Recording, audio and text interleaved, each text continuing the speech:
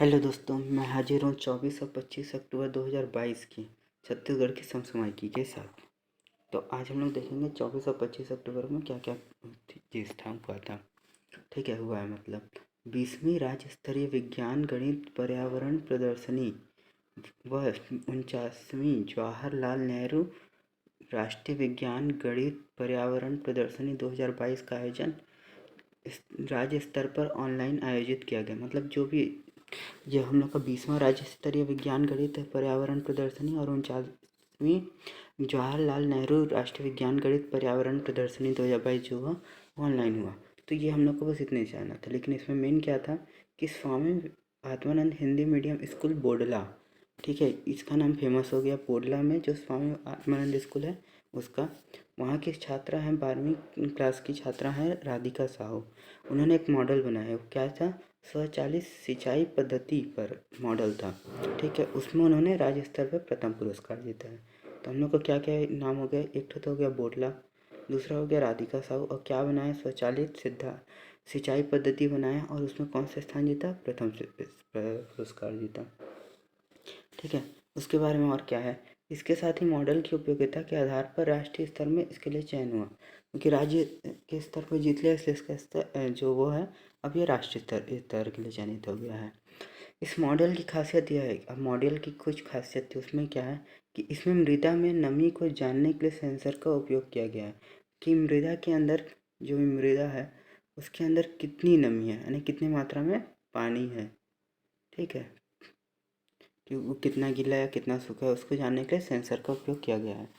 इससे फसल में पानी की कमी होने पर ऑटोमेटिक रूप से मोटर पंप चालू हो जाता है। जैसे ही यहाँ पर मान लीजिए ये ऐसे भरा हुआ है, ठीक है, ये जैसे ही इस स्तर पे आया, कैसे दिखाया जाए, ये जैसे ही इस स्तर पे आया, ठीक है, मान लीजिए इस स्तर पे आ गया, तो अपने आप मोटर जो है यहाँ पर से ऑटोमेटिक लगा हुआ है, यहाँ पर एक मोटर लगा रहता है, वो अपने आप चालू हो जाता है और इसमें ये पानी देने लग जाता है। जैसे ही मिट्टी में नमी पूर्ण हो जाती है, सेंसर की सहायता से मोटर बंद हो जाता है। जैसे ही यहाँ सेंसर बंद पूरा भरा, उसके बाद ये मोटर अपने आप बंद हो जाएगा। ठीक है, अब आगे चलते हैं। बीएसपी व राउरकेला इस्पात श्रमवीरों को प्रशिक्षित करने का काम सीएसबीटी करेगा। ठीक है, बीएसपी और राउरकेला में जो प्लांट है इस्पात का, उसके श्रमवीरों को प्रशिक्षित करने का काम कौन करेगा? सीएसबीटीयू।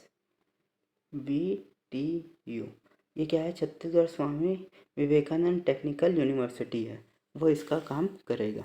सीएसबीटीयू को डीजीपीएस और यूएवी सर्वेक्षण के लिए राज्य की एजेंसी भी बनाया गया है।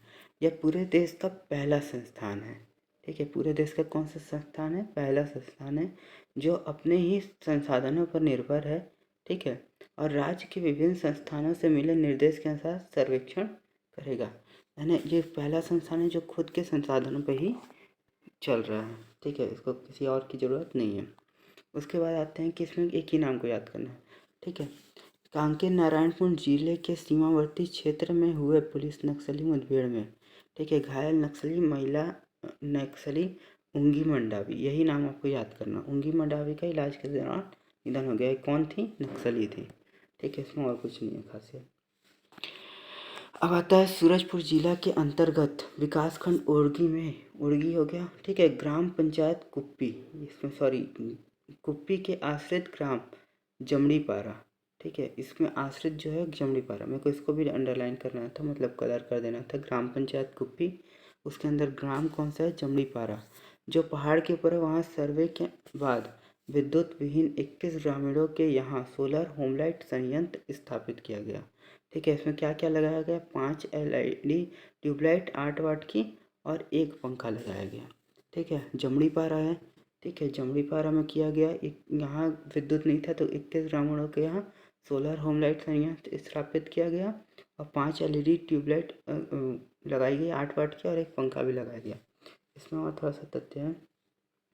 सूरजपुर जिले के कुप्पी जमड़ीपारा में आज़ादी के बाद आज तक यहाँ बिजली नहीं पहुँच पाई थी। तो ये भी इम्पोर्टेंट है कि आज़ादी के बाद कहाँ बिजली नहीं पहुँची थी? जमड़ीपारा, वहाँ पर बिजली का संयंत्र लगाया गया।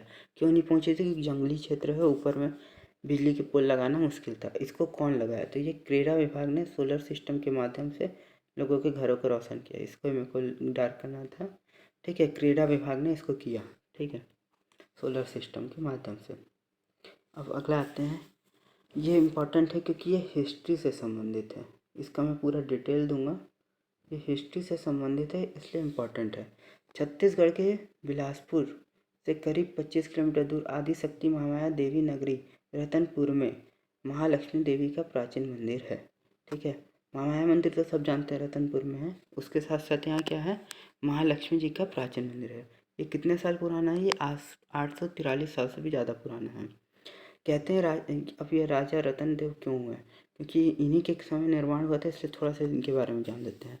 कहते हैं राजा रतन देव का जब राज्य अभिषेक हुआ तब अकाल और महामारी से प्रजा परेशान थी और राजकोष भी खाली हो गया था। नहीं, उस समय पैसा के लिए मतलब कुछ नहीं था, और ये लक्ष्मी जी होती हैं और पैसा की देवी होती हैं, धन धान्य की होती हैं, तो इसलिए ऐसे में राजा रतन देव ने धन वैभव और खुशहाली की कामना, धन्य धान्य चाहिए था कि इस मंदिर के लिए इस मंदिर का निर्माण किया और विधि विधान से महालक्ष्मी की पूजा अर्चना की। इसके बाद शासन में खुशहाली लौट आई। ठीक है, इस मंदिर को लखनी मंदिर देवी मंदिर के नाम से भी जाना जाता है। लखनी नाम तो आप सुने होंगे रतनपुर में, लेकिन है किसका मंदिर ये लखनी मंदिर, लक्ष्मी जी का है।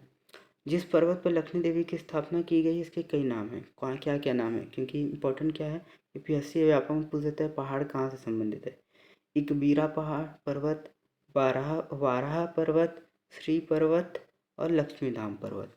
क्या क्या नाम हो गया इसमें, इकबीरा, वाराह, श्री पर्वत और लक्ष्मी धाम पर्वत, इसका नाम वहाँ पर है जो पर्वत में है।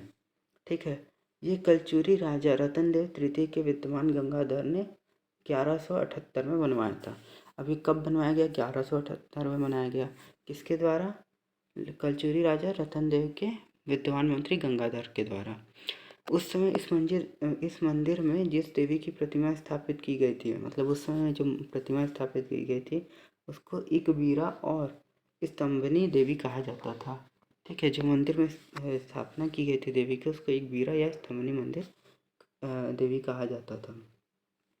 प्राचीन मान्यता के अनुसार महालक्ष्मी देवी जी का मंदिर का जो निर्माण हुआ है वास्तुशास्त्र के अनुसार हुआ है। इस मंदिर का जो वो है आकार है वो किसके टाइप का है, पुष्पक विमान की तरह है। तो ये क्वेश्चन आ सकता है कि पुष्पक विमान की तरह किस मंदिर का है आकृति है, तो ये हो जाएगा आपका लक्ष्मी देवी मंदिर या लक्ष्मी मंदिर भी हो गया। लक्ष्मी देवी का स्वरूप लक्ष्मी देवियों में से सौभाग्य लक्ष्मी का है, यानी लक्ष्मी देवी जो है वो आपके सौभाग्य से संबंधित है, जो अष्टदल कमल पर विराजमान है। तो ये किस पे विराजमान है, अष्टदल कमल पर विराजमान है। यहीं एक पहाड़ी है, पहाड़ी पर क्या है, वो है हनुमान जी की 85 फीट प्रतिमा स्थापित। अगर आप कभी रतनपुर जाएंगे तो आपको ये आराम से दिख जाएगा। और लक्ष्मी देवी के मंदिर के बगल में एक क्या है, दुल्हरा तालाब है। तो ये भी आपसे पूछ सकता है दुल्हरा तालाब कहाँ है, तो ये हो जाएगा आपका रतनपुर, या आप पूछ सकता है किस मंदिर के पास है, तो लक्ष्मी देवी मंदिर के पास है। ठीक है, आशा करता हूँ आज का वीडियो आपको पसंद आया होगा। अगर पसंद आया होगा तो प्लीज़ लाइक सब्सक्राइब शेयर कर दीजिएगा। Thank you so much.